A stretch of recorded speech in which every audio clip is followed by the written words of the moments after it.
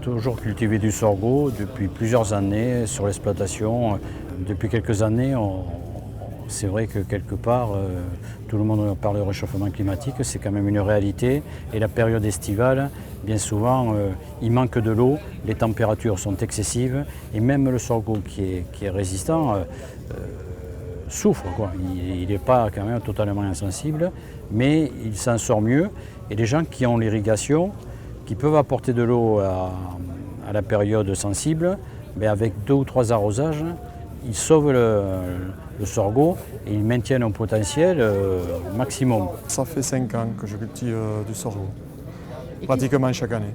J'ai des rendements qui ont varié entre 112 quintaux, les meilleurs rendements, sur parcelles irriguées, et j'ai tourné une année en moyenne à 93 quintaux de moyenne, sur une douzaine d'hectares, avec des sols différents.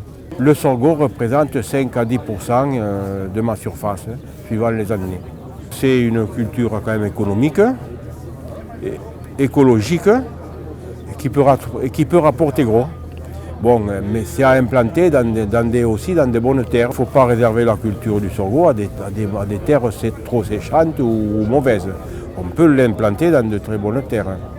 Et quand on me dit la question pourquoi du sorgho plutôt qu'autre chose, c'est que nous avons une disponibilité à nous qui est relativement faible et que le sorgho est certainement une des plantes aujourd'hui qui valorise le mieux l'eau.